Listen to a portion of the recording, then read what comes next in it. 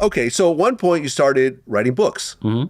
Okay, and you have a few of these here, right? Yep, I got a few of them. Can we check them out? Yep, so this is the one, Gods Amongst Men, Volume 1. This is the one that made me a best-selling author. Okay. What's the whole thing behind this book? All right, so this book specifically, it's more so affirmations, but it's more so me giving people affirmations from a God-like state. I'm not into religion. Closest thing I feel to God is my mom and dad besides myself. So that is basically me speaking from that perspective. And what's interesting is, where's the other one? It's still in my bag, but my first book I ever wrote was called Thank God We Don't Look Like What We've Been Through. Okay, do you have your bag right here? So, that is thick. Yeah, this is a 700-page autobiography about my life. 700-page autobiography. Yeah, man. It took me 9 months. You have something to say. All right. It took me 9 months to write that. And that's chronicled from like age, I think, 4 all the way up until 25. Yeah, 24, 25. But it's just funny, like, the way the events work. So I'm literally thanking God I don't look like what I've been through in this book.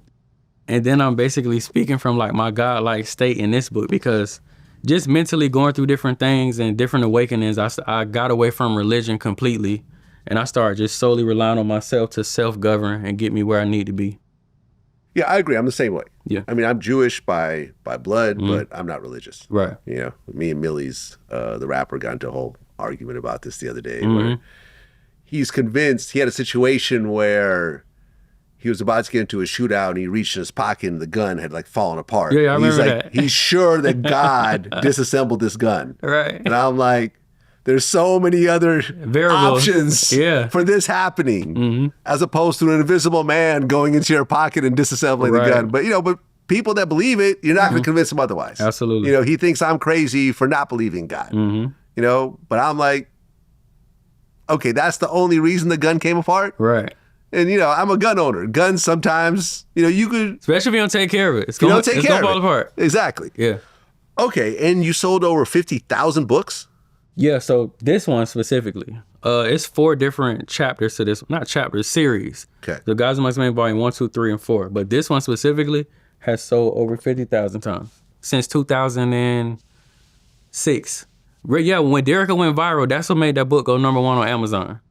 Well, I guess what I find interesting, and look, you and I probably have somewhat of a similar audience to a certain degree. Oh, yeah, I agree. Right? I'm sure it overlaps. Yeah, for sure. A lot. No, man, when I mentioned people I'm going to Vlad, everybody excited knows, as a motherfucker. Like, you going to Vlad? Yeah, I'm going to Vlad.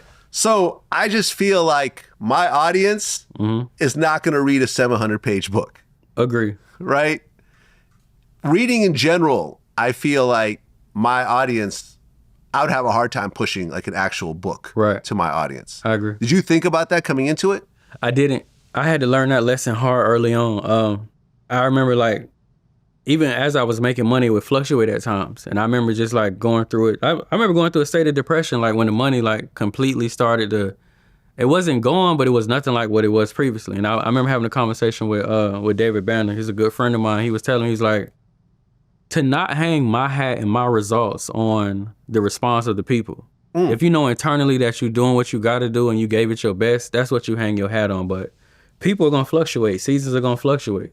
30,000 people are going to love it. 100,000 are going to say the hell with it. I'm not touching it. So I had to really master that because I used to have an emotional take to people supporting me and not supporting me early on. Yeah, I always, one of the things I've always liked to say is that you see all these posts about, yeah, your friends will buy a Louis Vuitton bag and spend $1,500, but they won't buy the bag that you make and support you as a friend. And I always had to say, listen, I don't know a single human being that became successful because of their friends buying their products. Exactly. Every person I know has become rich is because a bunch of strangers bought their products. Right. You don't have enough friends to financially support you through your products. So stop harassing your friends over your bullshit t-shirt and think about actually marketing it to your audience. Right. And stop getting all upset and ruining friendships and falling out with people because they're not going out of your way to support your dream, which is your dream, not theirs. You agree on this? No, I agree fully. Yeah. Yeah, so I never went through that phase, but I did go through the phase where I'm like, damn, I'm giving y'all, in terms of the people and the people who follow me, I'm giving y'all my all. I'm doing the research. I'm giving y'all the solutions. and y'all still rather invest in bullshit. I did, like, early on, I went through those phases probably 3-4 years in a row until he sat me down and just gave me a better perspective and a better way to look at it. Yeah, I think who said it really well? Rick Rubin, where he said when it comes to art and music and specifically, great art doesn't necessarily mean great sales. Right. When you release a project, there's so many variables, like what other projects are dropping on that same day, what's happening in the world. Yep. You know, like I remember like the day that the Jacksons started their reunion world tour was 9/11. Right. Nobody gave a shit about Bad that day. concert, right? Nobody gave a shit about that concert. Yeah. It would have been a huge deal on any other day, but on that day, the world did not care about music. Right. It cared about what was happening with those Twin Towers. So, yeah, you can't really take it too personally. You Right. got to just keep grinding it out. Absolutely. But ultimately, you sold over 50,000 books independently. Yeah, independently. I've never had a distribution deal, publishing, and I've done everything, absolutely everything in-house. You know, and I've talked to book publishers. I've had like book deal offers before, which I didn't take. But is there a reason why you didn't go with, like, you know, after you had the track record of selling independently, did you talk to big publishers about pushing your product? So not the book, but the board game.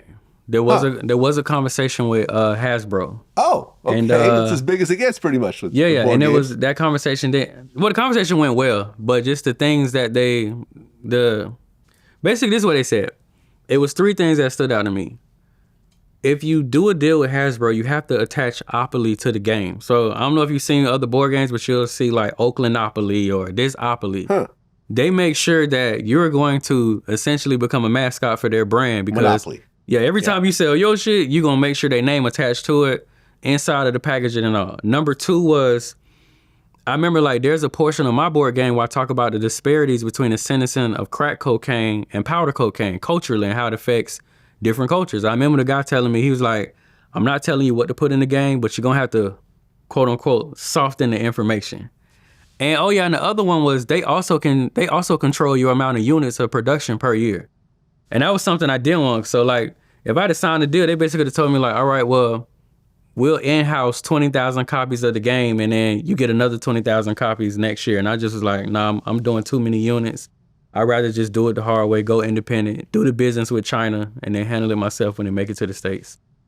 Well, but I'm assuming you would have had to change the game because Hasbro is not going to sell a game involving crack cocaine. Absolutely not. Right? Let me just, Yeah, no, he I'm said- just going to go on a wild no. step here and just assume this. When he said something Ardu at times, I was like, they're going to make me change my whole Right. game. Yeah. Because the game teach real shit. It talks about like, man, I can't tell you how many bankers. We used to do this back years ago. My daughter would go in the bank and ask the teller, like, do you know what fractional reserve banking is? And a lot of them did. It was just a lot of stuff in the game. And I remember talking with my team at that time, and I was like, we're going to have to change the whole damn game. We go at Hasbro. They're not having this shit. Well, you have the game right there. Yeah, I got the game. Let's go ahead and show it. This is the in-home banking board game. It was my fun and creative way to teach people group economics, financial literacy. What is group economics? For me, group economics, one, is something I feel like culturally we don't do enough of. I feel like it would solve a great deal of our problems if we understood the power in numbers rather than individuality. Like one of the biggest examples for me, I'm still trying to get my family to do with group economics, is let's say we are based in LA County. We got 20 relatives. That means we got 20 different households. We got 20 different rents, 20 different light bills. There's a lot going on. Group economics, one of the best examples I can give, and I'm actively still trying to do this with the people I love because it's just hard to get it through to them. But if you took those 20 people and said, hey, let's collectively put our bread together and get land and get a 20-person paying mortgage, you could have a lot more power and a lot more leverage and a lot more paid off in a quick amount of time.